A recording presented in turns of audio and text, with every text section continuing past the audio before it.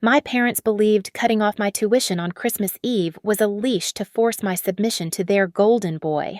They never expected that cruel act to sever our final bond, transforming a destitute student into their worst nightmare 10 years later. When the little prince's crown finally crumbled, they realized the very child they had discarded was the only one holding the key to their survival. My name is Ilara Vance, and at 32 years old, I stood at the apex of the world, or at least the part of it that mattered.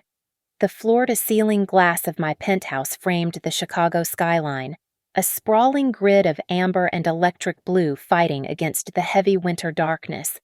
I swirled the vintage Pinot Noir in my glass, watching the crimson liquid coat the crystal. The silence in the apartment was absolute, a stark and welcome contrast to the cacophony of the boardroom where I had just finalized the acquisition merger for Viridian Nexus an hour ago. It was Christmas Eve. For most, this night meant chaotic family dinners and forced laughter. But for me, it was the anniversary of my liberation. I took a sip of the wine, savoring the oak and cherry notes. This solitude was not an affliction. It was a trophy. It was the expensive, quiet peace I had clawed my way out of hell to afford. The sudden shrill ring of the secure line on my desk shattered the calm. I frowned. That number was reserved for catastrophic system failures or board-level emergencies. I walked over and glanced at the caller ID. The area code was from a suburb of Boston, a sequence of digits I had blocked on my personal devices years ago. Somehow, they had found the back door. I pressed the speaker button, my hand steady. This is Ilara Vance. Ilara, oh. Thank God. You picked up. The voice was shrill, laced with hysteria. Yet it carried that unmistakable, grating frequency of entitlement that made my stomach turn. It was Patricia, my mother. You have to help us. It's Jared. He's in terrible trouble with the police. I took another slow sip of wine, leaning my hip against the mahogany desk. I did not feel a spike of adrenaline. I felt nothing but a cold, clinical curiosity. Is that so? Don't use that tone with me, Patricia snapped, her old habit of dominance flaring up even through her panic. This is serious. They arrested him. They took my baby away on Christmas Eve. They are saying he committed financial fraud. Something about investor funds. It's all a mistake. You know how people are jealous of him. We need bail money. Now. And how much is this misunderstanding costing? I asked, examining the manicure on my free hand. $500,000, she shrieked, her voice cracking. We don't have that kind of liquidity. Everything is tied up. You have to wire it. Right now. I know you have it. I saw you in the magazines. You owe this to your family. I let the silence stretch, heavy and suffocating, allowing her to hear nothing but her own ragged breathing on the other end. 10 years ago, that tone would have made me tremble. It would have sent me scrambling to fix whatever mess Jared had created. Now, it just sounded pathetic. Family. I repeated the word as if tasting something spoiled. That is an interesting choice of words. Patricia, I seem to recall a very specific conversation 10 years ago where you and Thomas made it quite clear that I was no longer a Vance. You said, what was it again? Walk out that door and you are dead to us. Ilara, please, don't be like this, she stammered, the arrogance draining away to reveal naked fear. He is your brother, your only brother. He is frightened. He called me crying, saying he can't breathe in there. Then perhaps he should learn to hold his breath, I replied, my voice devoid of warmth. I am not a bank, and I am certainly not your daughter. If Jared is in jail, it is because he belongs there. Do not call this number again. Ilara, you ungrateful little... I tapped the disconnect button, severing the connection before she could finish the insult. The room returned to its pristine silence. I did not shake. I did not cry. A faint, icy smile touched my lips. I knew this was not the end. It was merely the overture. The call confirmed everything the private investigator's report had already told me. The house of cards they had built on the foundation of my sacrifice was finally collapsing. I turned back to the window and caught my reflection in the darkened glass. The woman staring back was sharp, tailored, and impenetrable in silk and diamonds. But as I looked into my own eyes, the Chicago skyline faded, and I was pulled back. The luxury of the penthouse dissolved into the biting cold of a drafty living room. It was 10 years ago tonight. The night the snow fell harder than I had ever seen, and the night they taught me that love was conditional, but revenge was absolute. The memory pulled me back to that suffocating beige house in the suburbs of Boston 10 years ago. From the street, the Vance residence was the picture of middle-class respectability, with perfectly manicured hedges and a wreath hung with care on the front door. But inside, the air was always heavy with the rot of favoritism. At 22 years old, I was already exhausted. I was a top-tier law student, but I was also working 3 different jobs waitressing, tutoring, and filing papers at a clerk's office just to pay for my own textbooks and transportation. My parents made it clear that their resources were finite, and apparently they were entirely reserved for Jared. Jared, at 20 years old, was the sun around which my parents orbited. He was lazy, mediocre in his studies, and completely devoid of ambition. Yet, to Thomas and Patricia, he was a misunderstood genius, a golden boy. While I was pulling double shifts to buy a winter coat, Jared was driving a brand-new sports car they had bought him because he claimed the bus gave him anxiety. The incident that shattered everything happened 3 days before Christmas. Jared came home from college early, his face blotchy and red. He wasn't just upset. He was in full-blown hysterics. He threw his backpack against the wall and collapsed onto the sofa, sobbing loud enough to ensure the neighbors could hear. They're going to kick me out, Jared wailed, burying his face in his hands. It's not fair. I didn't mean to. He had been caught plagiarizing his final thesis. It was a flagrant violation. He had copied entire paragraphs from an online source without a single citation. Instead of asking him why he had cheated, my mother rushed to his side, stroking his hair as if he were a toddler who had scraped his knee. "Who did this to you?" Patricia demanded, her eyes scanning the room for a villain. Her gaze landed on me. Jared saw the opening and took it immediately. He pointed a shaking finger at me. It's her fault. I asked her to help me. I asked her to check it, and she said she was too busy if she had just helped me. I wouldn't have had to panic and copy those parts. I was just so stressed.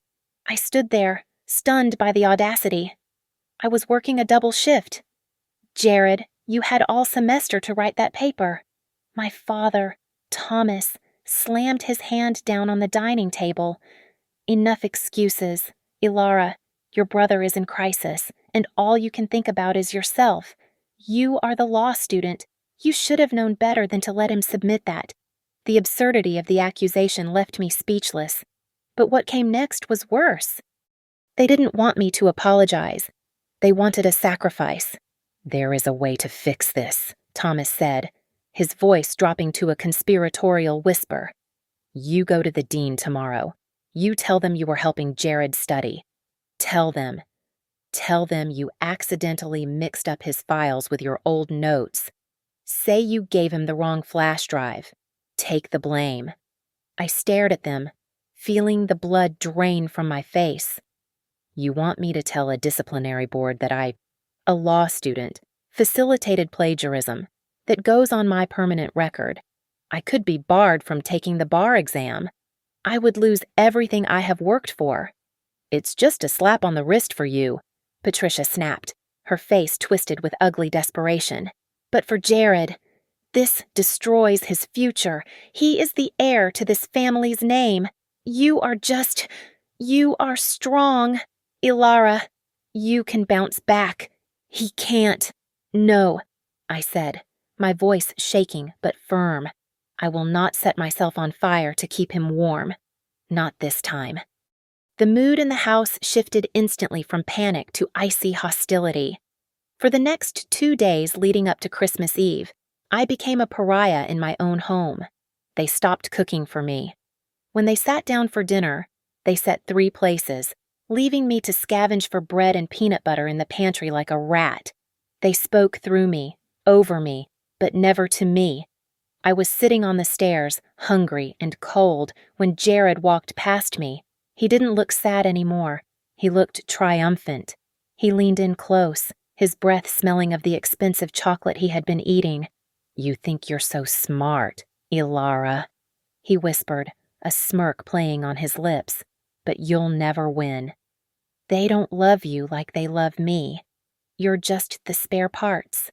He was right. I was the spare parts, kept around only in case the main engine needed a donor. But he was wrong about one thing. I wasn't going to let them scrap me. I just didn't know yet that the final discard was coming on Christmas Eve. Outside, the blizzard was howling, burying the driveway in white, but the chill inside the dining room was far more lethal. The smell of roasted turkey and sage stuffing filled the air, a cruel mockery of a holiday feast. I walked into the room, my stomach growling from a day of enforced hunger, and stopped dead. The table was set with the fine china, the gold-rimmed plates sparkling under the chandelier. There were only 3 settings. My place at the table had been erased. Thomas sat at the head, carving the turkey with surgical precision. He did not look up when I entered. "You are not eating with us tonight, Ilara, not unless you have made the right decision." I stood by the doorway, gripping the frame. "I told you. I did not write that paper. I will not say I did." He set the knife down with a clatter. "Then here is the reality of your situation. You have until tomorrow morning to write a letter of admission to the academic board. If you do not, we are pulling the funding for your final semester. The check we set aside for your tuition, it is going to be used to smooth things over for your brother. He needs a fresh start, and that money will help him recover from the trauma you caused him." I felt the air leave my lungs. It was not just about protecting Jared anymore. They were actively cannibalizing my future to feed his failures. "You would take my tuition. The money I worked for years to qualify for the matching grant, you are giving it to him." "It is family money," Patricia interjected, her voice shrill. "And family helps each other. Jared is suffering because of your selfishness." I looked at Jared. He was sitting at the table, already tearing into a brightly wrapped box. He ripped the paper off a brand-new designer watch, strapped it on his wrist, and held it up to the light. He caught my eye and smirked, a slow, venomous curling of his lips. "You should just do it, Ilara," he said, his voice dripping with mock sympathy. It's really the least you can do after ruining my Christmas." That smirk was the guillotine. Something inside me snapped, not with a bang, but with a quiet, irreversible fracture. I turned around and walked up the stairs. I did not run. I went to my room and grabbed my old canvas duffel bag. I did not pack memories. I packed my heavy law textbooks, my notes, and 2 changes of clothes. When I came back down, the living room went silent. "Where do you think you are going?" Patricia demanded, standing up so fast her chair scraped against the floor. "I am leaving," I said, my voice steady, though my hands were trembling. "I will not set myself on fire for him. Not now. Not ever." "You ungrateful little brat!" Patricia screamed. She grabbed my heavy winter coat from the rack, the only barrier I had against the sub-zero temperatures, and marched to the front door. She threw it open and hurled the coat out into the snowdrift. "If you want to leave, then go get out. Do not think you can come crawling back when you are starving." I walked to the open door. The wind bit into my skin instantly. Thomas remained seated, sipping his wine. He did not even turn his head. "Walk out that door, and you are no longer a Vance. Don't expect to come back begging when you fail." "Good," I whispered. I stepped out into the storm. The snow was knee-deep. I found my coat half buried in a drift, wet and freezing, and pulled it on. I had no money in my pocket. I had no car. I had nowhere to go. As the heavy oak door slammed shut behind me, engaging the deadbolt with a final, metallic thud, I turned my back on the warmth and walked into the dark. I was terrified, but for the first time in my life, I was free. The first week of my exile was a lesson in invisibility. I became a ghost haunting the university library, sleeping curled up behind the dusty stacks of the reference section where the security guards rarely patrolled. My morning routine consisted of a freezing shower in the campus gym and a breakfast of day-old bagels I fished out of the dumpster behind the cafeteria. I learned quickly that pride does not fill a stomach, but rage keeps you warm. When the spring semester tuition deadline arrived, I walked into the financial aid office with my last $10 in my pocket. I hoped to plead for an extension, but the bursar looked at me with pity that felt like acid. "I am sorry." "Miss Vance," the clerk said, sliding a paper across the desk. "We cannot process your loan. Your co-signers. Your parents. They called yesterday. They formally withdrew their financial guarantee. Without a co-signer, you are high risk." I stared at the paper. They had not just cut me off. They had salted the earth to ensure nothing could grow. I walked out, my knees buckling, and sat on a bench in the hallway, trying to figure out how to survive the winter. That was where Professor Hawthorne found me. He was the most feared man in the law department, a man who graded with a red pen that looked like it was bleeding. He stopped in front of me, his shadow blocking the fluorescent light. "Miss Vance," he said, his voice gravelly. "You are the brightest student in my constitutional law class. Why do you look like a vagrant?" I looked up, too tired to lie. "My parents cut me off. I am homeless. Professor, and it looks like I am about to be a dropout." He studied me for a long moment, his eyes sharp behind his spectacles. "I need a research assistant for my new book on corporate litigation.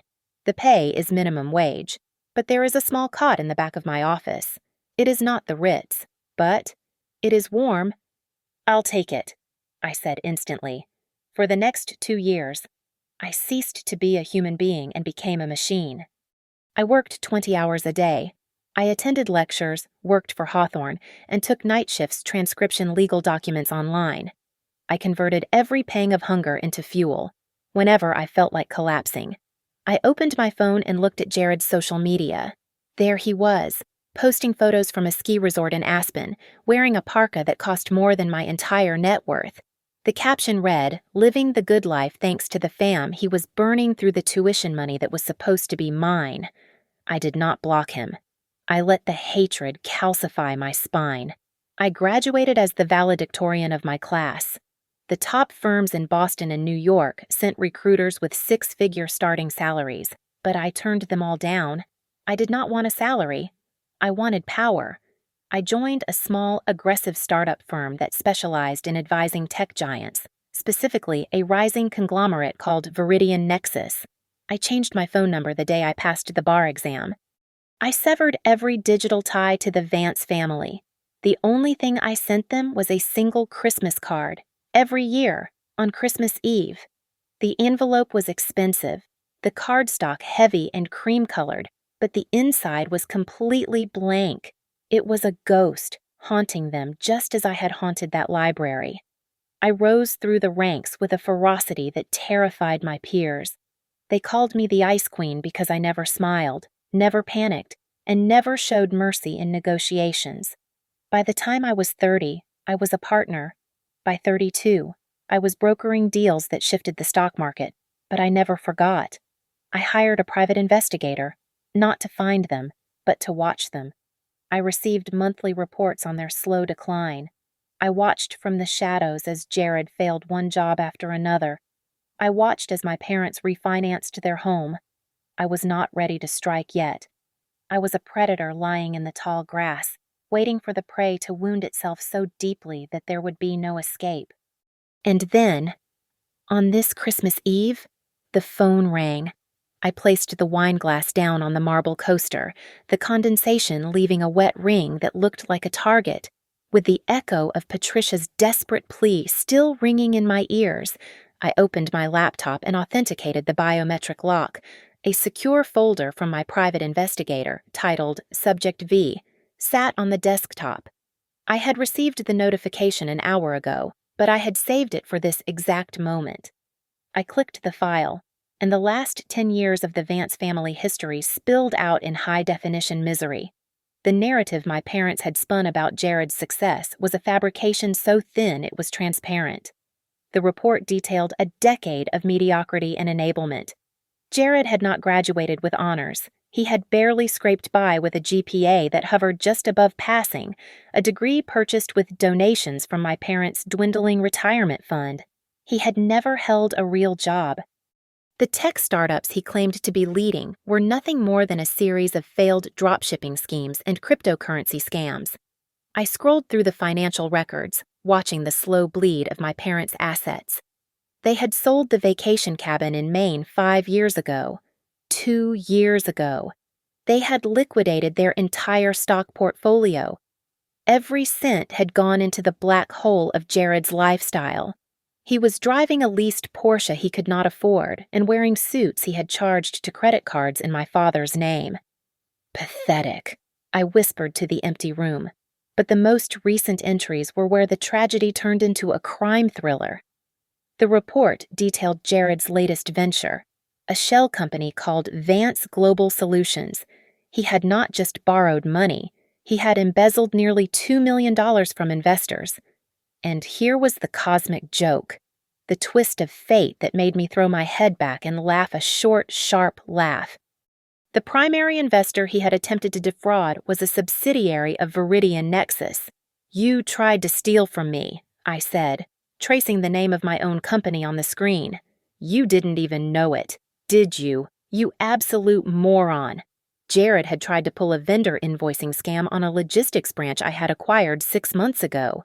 My internal audit team had flagged the irregularity weeks ago, which led to the police involvement. But the investigator had found something the police had not yet pieced together. I pulled up a scanned document, a second mortgage application on my parents' house in Boston. The signature at the bottom read, Thomas Vance, but the pen pressure and the slant were wrong. I pulled up a sample of Jared's handwriting from a bounced check. It was a match. Jared had forged our father's signature to take out a high-risk loan against the only asset my parents had left. They thought they were sitting in a paid-off house. But in reality, they were days away from foreclosure. I sat back in my chair, the magnitude of the leverage I held settling over me. I held the smoking gun. I had the internal audit logs proving the embezzlement against my company. I had the proof of forgery that would ensure he went to federal prison for bank fraud. And I knew that my parents were unknowingly bankrupt, living in a house that technically belonged to the bank. I could end it right now. I could call the district attorney, send over the files, and watch the police drag Jared out in chains while the bank seized the house. It would be efficient. It would be just, but it would be too fast. "No," I murmured, tapping my finger against the desk. "I want to see you squirm first." I closed the laptop. The game had changed.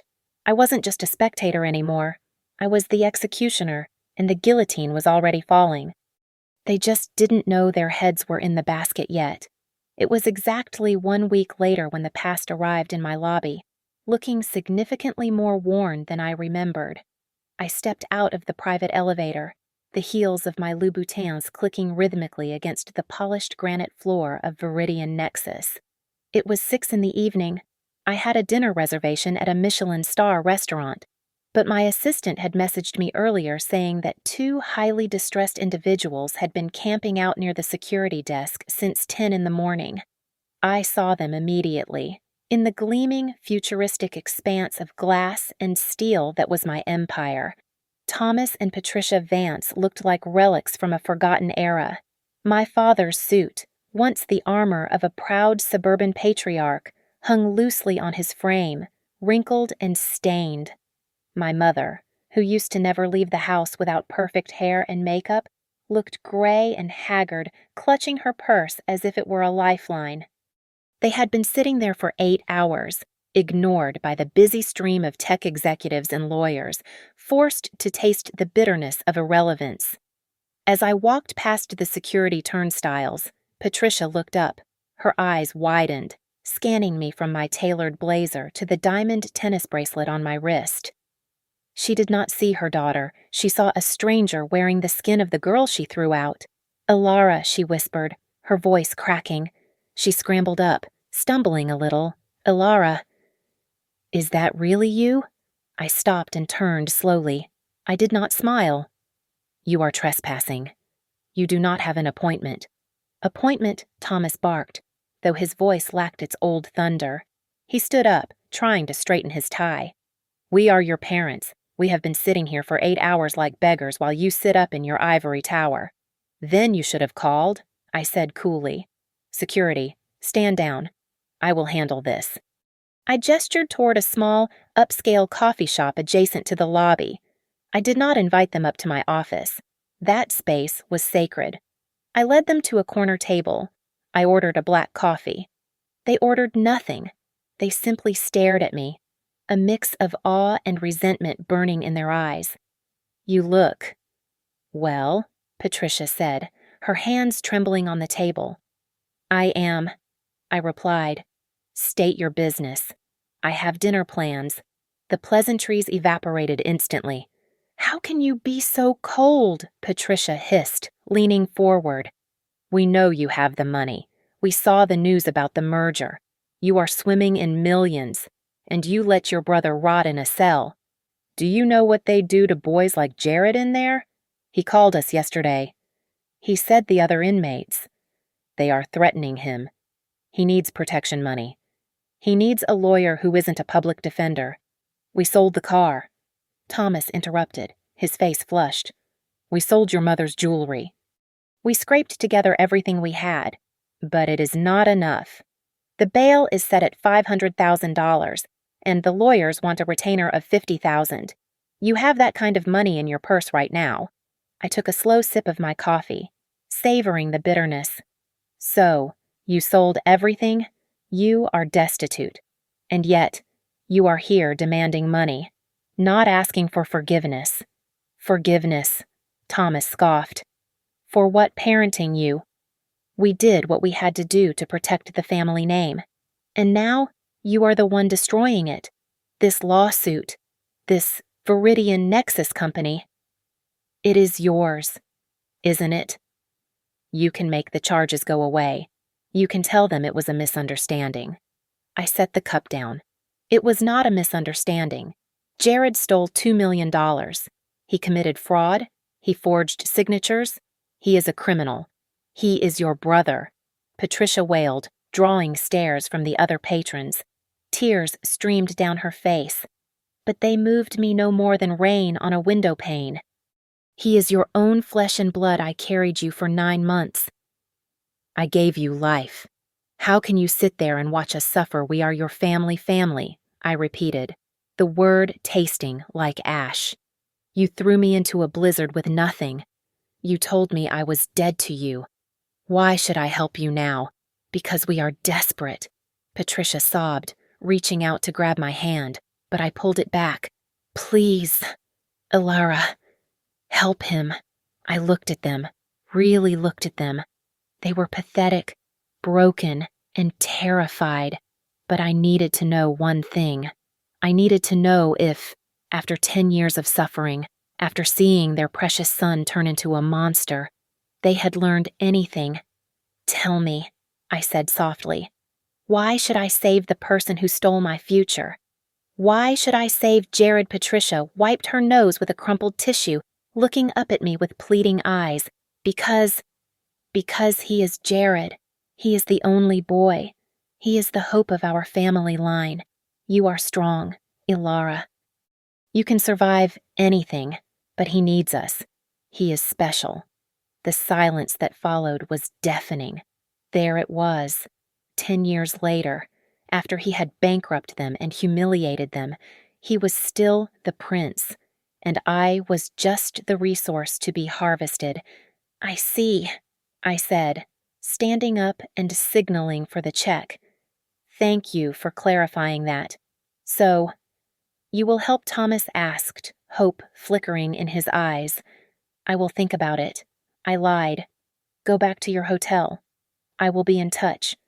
I walked out of the cafe without looking back, leaving them clinging to a false hope that was crueler than any rejection.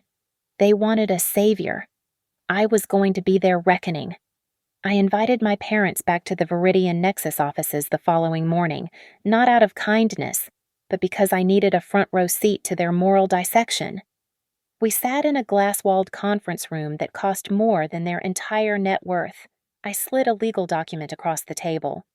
It was a draft for a press release, a full, unredacted admission that they had forced me to take the blame for Jared's plagiarism 10 years ago, clearing my academic record and exposing their lie. This is my condition, I said, my voice steady.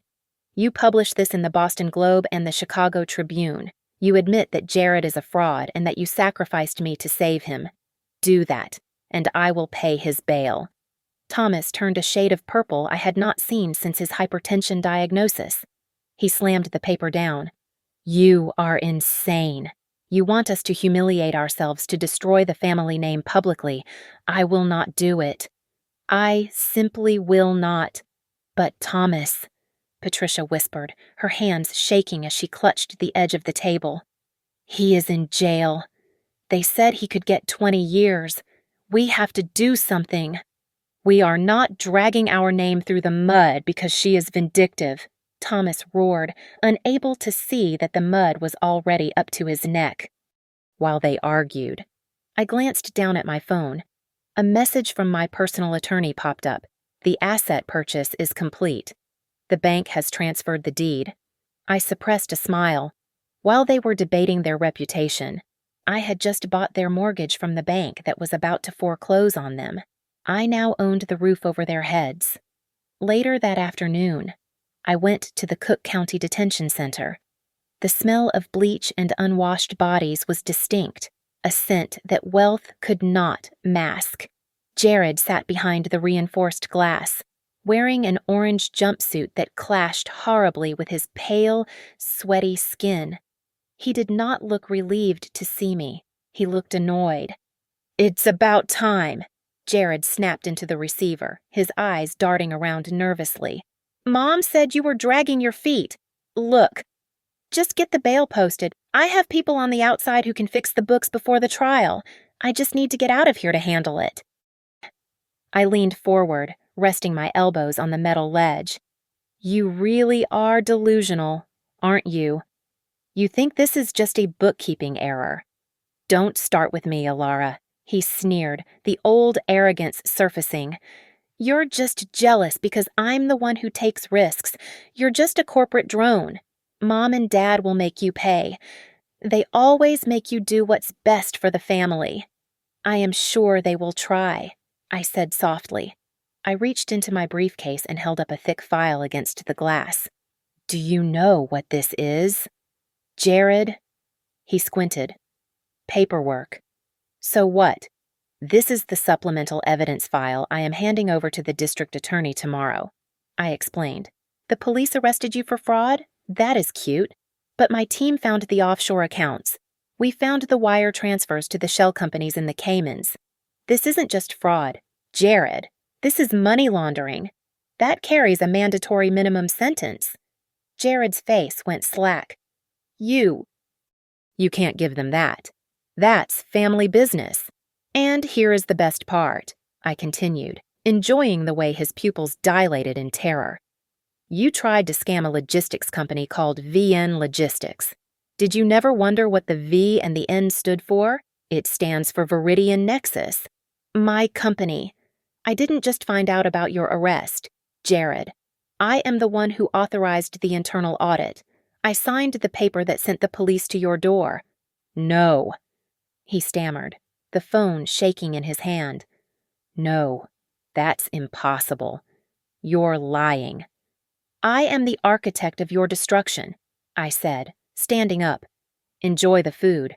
I hear the meatloaf is terrible." I hung up the phone and walked away, leaving him banging his fist against the glass, screaming words I could not hear. As I stepped out of the detention center into the crisp winter air, my phone buzzed. It was a voicemail from Patricia. I played it as I walked to my waiting limousine. Ilara. Her voice was a screech of pure panic. We just got an email from the bank. They say the mortgage has been sold to a private holding company, and they are initiating immediate foreclosure proceedings. They are giving us 24 hours to vacate who is doing this. You have to help us." I deleted the voicemail. The holding company was a subsidiary of my personal trust. The trap had snapped shut. They were homeless. Their golden boy was buried under mountains of evidence I provided, and for the first time in 10 years, I felt the warmth of the Christmas spirit. The fury that propelled Thomas and Patricia into my office suite was palpable, a physical force that nearly knocked over my assistant. They did not wait to be announced. They burst through the double glass doors, their faces twisted into masks of absolute betrayal. Thomas was waving the foreclosure notice in the air like a weapon, his breathing ragged and loud in the quiet sophistication of my workspace. "You viper." Thomas screamed, his voice cracking under the strain. "You bought our mortgage. You are kicking us out of the home where we raised you. We are your parents. How can you be so bloodthirsty? You are monsters." Patricia shrieked, lunging forward until she was gripping the edge of my desk. "We gave you life, and you steal the roof over our heads to settle a petty grudge." I stood up slowly, pressing a button on my desk phone to hold security back. "It is not a grudge. Patricia, it is an audit. Come with me." I walked past them, leading them into the main conference room where I had already prepared the presentation. The room was dim, illuminated only by the glow of the projector screen. I gestured for them to sit, but they remained standing, vibrating with indignation. "Sit down," I commanded, my voice low but laced with enough authority that they instinctively obeyed. I clicked the remote. A spreadsheet appeared on the massive screen. "You asked where the money went," I said, pointing the laser at the first column. "This is the tuition fund you cut off from me 10 years ago. You said you gave it to Jared for a fresh start. Here is where it actually went." The screen shifted to bank statements. Las Vegas. Bottle service at clubs. A leased sports car he crashed 3 weeks later. He did not use a cent of it for education. He burned through $40,000 in 2 months. That is a lie," Patricia stammered, though her eyes were glued to the screen. "He told us he was investing in a network." "He was networking with drug dealers," I corrected. I clicked the remote again. A document appeared, a loan agreement with a predatory interest rate. "And this brings us to the house. You think I am the one taking it. Jared took it months ago." I zoomed in on the signature line. "Look at the date. He forged your signatures to secure a high-risk loan from a shark. But that is not the worst part." I clicked to the next slide, which showed an email chain. He was in the final stages of selling the house to a liquidator. He was going to take the cash, leave you on the street without a warning, and flee the country to avoid his trial. Thomas stared at the screen, his mouth opening and closing like a fish out of water. His face had gone from red to a terrifying shade of gray. He wouldn't. He is my son. He is a sociopath," I said. "And if you still do not believe me, listen to this." I pressed play on the audio file. It was a recording of a call Jared made from the detention center to his bookie, intercepted by my investigators. His voice filled the room, loud and clear. "Yeah, the old fools are clueless. I just need them to keep stalling Ilara. Once I get the cash from the house sale, I'm gone. Let them rot in a shelter for all I care. They're useless to me now." The recording ended. The silence in the room was heavier than the blizzard outside. "No," Patricia whispered, covering her mouth, her eyes wide with horror. That's not him. He loves us."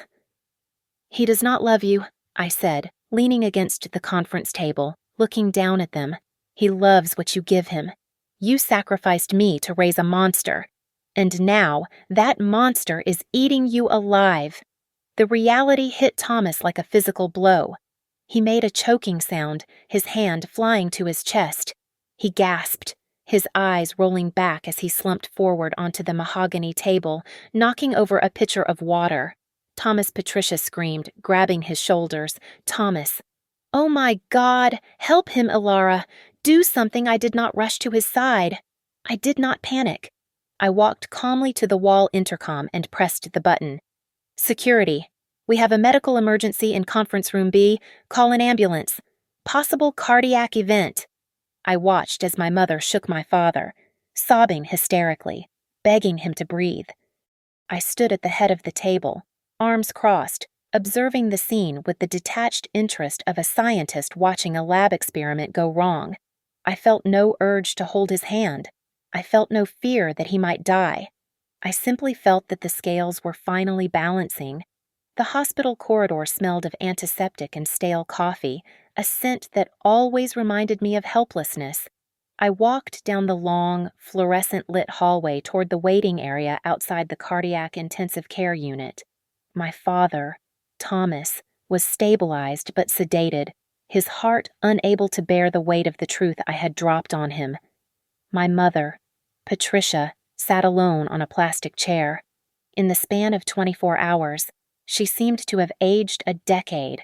Her hair was unkempt, her eyes were swollen shut from crying, and her posture was so defeated she looked like a pile of discarded laundry. When she heard the click of my heels, she looked up. There was no anger left in her eyes, only a hollow, terrifying desperation. She slid off the chair and did something I never thought I would see.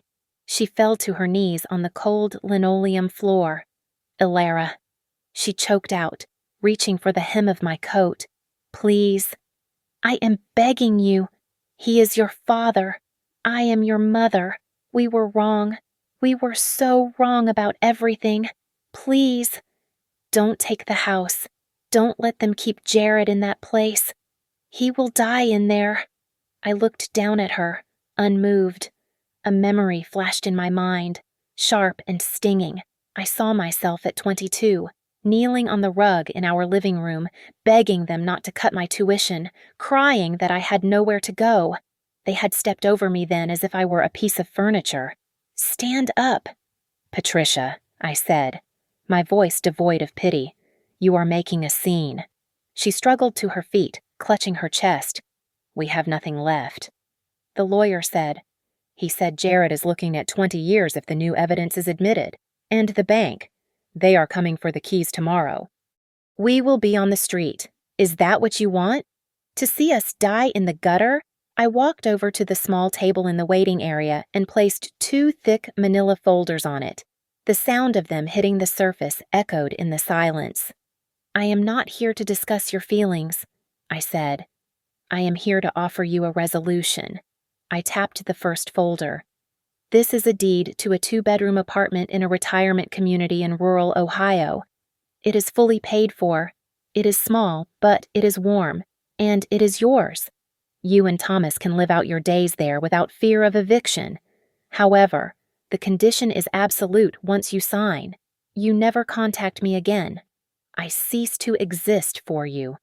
Patricia's eyes widened with a glimmer of hope, but I cut it short by placing my hand on the second folder. And this, I continued, is a supplemental evidence package I have prepared for the prosecution.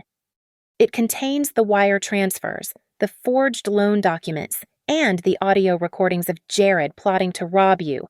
If I submit this tomorrow morning, Jared will receive the maximum sentence, no plea deals, no parole for at least 15 years. Patricia looked between the 2 files, her hands trembling violently. I don't understand. Why are you showing me this because you have a choice? I said coldly. If you want the apartment, if you want to save yourselves from being homeless, you will not interfere. You will not hire a new lawyer for Jared. You will not testify on his behalf. You will let the justice system consume him. You. She gasped, backing away as if I had struck her. You are asking me to sell my son. You want me to choose between a roof over our heads and your brother's life. He is not my brother, I replied. He is the parasite you fed until he grew big enough to eat you. And yes, I am making you choose. You can be homeless defenders of a criminal, or you can have a home and let him face the consequences of his actions. How can you be so cruel? She sobbed, burying her face in her hands. I am not being cruel, I said, buttoning my coat. I am teaching you a lesson in responsibility. It is a lesson you never taught Jared, which is why we are here. You have 24 hours to decide. If I do not have the signed agreement for the apartment by tomorrow morning, I will assume you have chosen the street. I turned on my heel and walked away, the sound of her weeping fading behind me. I did not look back. I had given them a lifeboat, but it was up to them to decide if they were willing to cut the anchor that was dragging them down. The courtroom was a theater of misery, the air thick with the scent of floor wax and impending doom. My parents sat in the front row behind the defense table.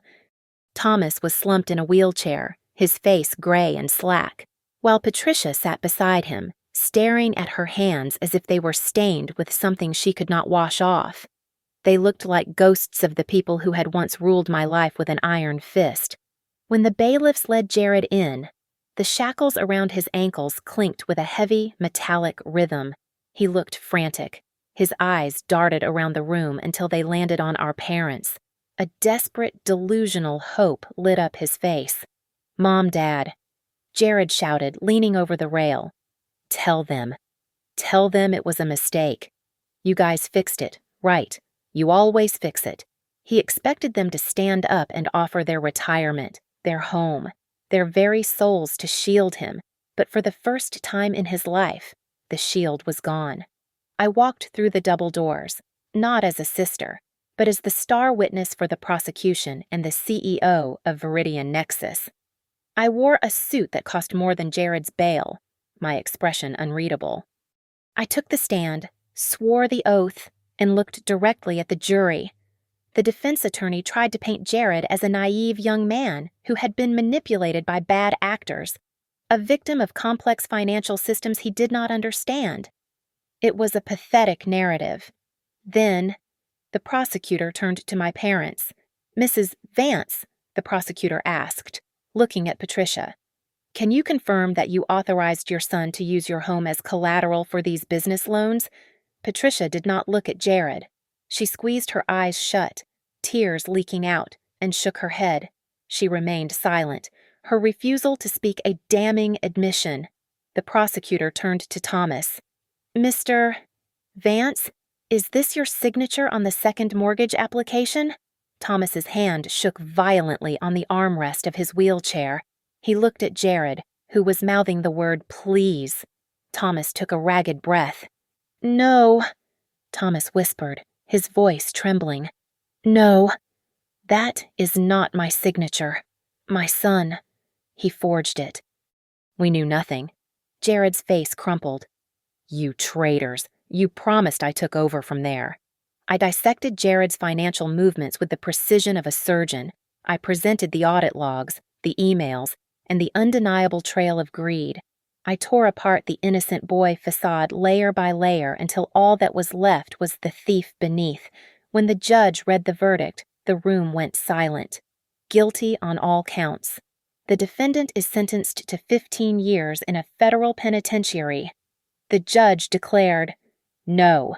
Jared screamed, lurching forward before the bailiffs grabbed him. He kicked and thrashed, his face twisted into a mask of pure hatred. I'll kill you, all of you. You're supposed to help me. Mom, do something.